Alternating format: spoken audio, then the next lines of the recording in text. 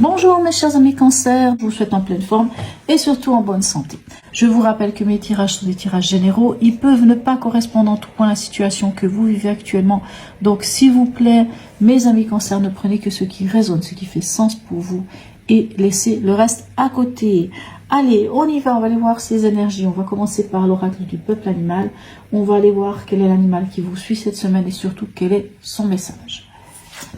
Et nous avons ici le signe. Le signe nous parle ici avec ce petit signe, en effet, de posture. Allez, on va aller voir dans le livre. Pour ceux qui me connaissent, vous savez, je vais toujours regarder dans le livre parce que pour ma part, j'aime pas passer à côté de tous les messages de ces cartes. Alors, voilà, le signe. Je vous lis la petite phrase. La plus grande humilité est d'honorer sa propre beauté. Alors, hop, donc là. On vous dit qu'il vous invite à regarder la beauté. Nous ne regardons jamais suffisamment ce qui est beau sur la terre. Soit nous le remarquons, soit nous ne le remarquons pas, soit nous nous y habituons et nous n'en voyons plus l'essence. Pourtant, continuez à reconnaître la beauté sur la terre et la qualité des êtres d'exception et des êtres d'influence. Car celui qui voit réellement la beauté dans la nature voit la beauté des âmes. Ok. On vous dit aussi que le cygne, c'est un animal lent. Il vole, nage et marche, mais prend le temps nécessaire pour passer d'un état à l'autre. Donc c'est assez une invitation à quelque part à avancer par étapes ou par paliers, pas à pas. Allez, on va aller voir pour la suite. Pour ceux qui m'ont suivi la semaine passée, donc j'ai déjà donné cette information. J'ai décidé de prendre ici une carte de l'oracle d'Hildegarde pour donner l'événement ou l'ambiance de la semaine. Allez, on va aller voir quelle est cette ambiance ou cet événement pour vous. Ici, on a l'arcane 4. Ok, pouvoir, autorité. Alors, pour certains, on peut parler justement peut-être de décision, de justice. Pour d'autres, il peut s'agir surtout ici d'une carte qui va nous parler de stabilité, ou en tout cas de trouver la stabilité. C'est une carte qui peut nous inviter aussi à mettre de l'ordre dans certaines choses, dans certaines situations. En tout cas, un peu comme le signe le dit, pas à pas, d'une manière assez méthodique. On ne fait pas les choses en fonçant tête baissée. Allez, on va aller voir votre état d'esprit en ce début de semaine. On a le 6 de terre et on a la tour. Alors pour beaucoup d'entre vous, il pourrait s'agir d'une remise en question. Une remise en question ou pour certains ça pourrait même être une révélation. Mais je pense que ça va être une remise en question qui aura attrait avec l'équité, avec le partage, peut-être avec l'argent. Alors à quelque part c'est vrai qu'on a ce 4 là, pouvoir et autorité. Comme je disais, ça peut être une décision de justice. Peut-être que certains vont avoir des nouvelles par rapport à de l'argent, par rapport, je ne sais pas, à un héritage, puisque ça peut aussi nous parler de ce genre de choses. Mais il y a vraiment, puisque c'est quand même votre état d'esprit, c'est vraiment l'idée d'une remise en question ou d'une prise de conscience de quelque chose. Et c'est sans doute en rapport à soit l'argent, en tout cas avec une idée de partager son savoir-faire, partager l'argent. On parle d'équité ici avec ce 6 de terre. Votre défi de la semaine, quel est-il? Le 6 d'eau ou 6 de coupe et le 7 de pentacle. Bon, ici on vous demande dans votre défi, pour certains d'entre vous, vous êtes nostalgique de quelque chose. Il y a quelque chose qui vous tire vers autre chose. Une impression de peut-être c'était mieux avant. Ou, il peut y avoir cette forme-là. Or ici, avec le 7 de pentacle, on vous dit non, il faut à quelque part, c'est comme si on venait vous dire la patience, s'il vous plaît. Ayez la patience. Le signe vous dit d'aller pas à pas, de regarder la beauté. La beauté non pas du passé, mais la beauté qu'il y a aujourd'hui, présentement, dans votre vie. Qu'est-ce qui se passe dans votre vie? attardez-vous là-dessus et ne vous attardez pas trop sur votre passé. La seule chose qui peut être assez sympa aussi avec ce 6 d'eau, ça peut être l'enfant intérieur. Mais pour moi, il y a vraiment l'idée de faire preuve de patience et de...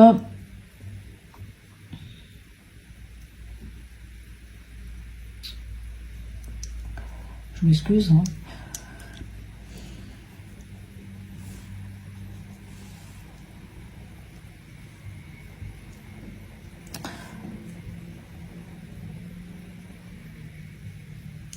Vraiment, moi j'entends vraiment, ne vous attardez pas sur quelque chose. On a un 6 de terre, on a un 6 d'eau, c'est 2 fois des 6. Hein. Ici, on partage. Ici, on pourrait aussi partager, mais on a l'impression qu'il y a quelque chose de votre passé qui vous retient. Moi, en tout cas, c'est ce que je sens. Donc, ici, on vous demande à quelque part, non pas d'avancer comme ça, j'ai envie de dire tête baissée, mais c'est comme si on vous disait que... faites preuve de patience, faites preuve d'endurance, continuez sur une certaine lancée sur laquelle vous êtes et ne vous attardez pas trop sur votre passé, quelque part. Hein. Alors, au niveau émotionnel, sentimental et ou relationnel, qu'est-ce qu'on a pour vous? Ok, on a un 7 d'eau et on a un ermite. Ok, pour certains, il pourrait y avoir un peu une forme d'insatisfaction, hein, une certaine forme d'insatisfaction. Comme pour dire que de passer du rêve à la réalité est quelquefois assez compliqué ou difficile à concrétiser. On le voit ici hein, avec ce 7, ce 6 d'eau, il y a cette forme d'attachement au passé. Donc le 7 d'eau peut aussi vous mettre un peu dans cette idée, pas forcément du passé, mais on peut être face à certaines illusions ou désillusions.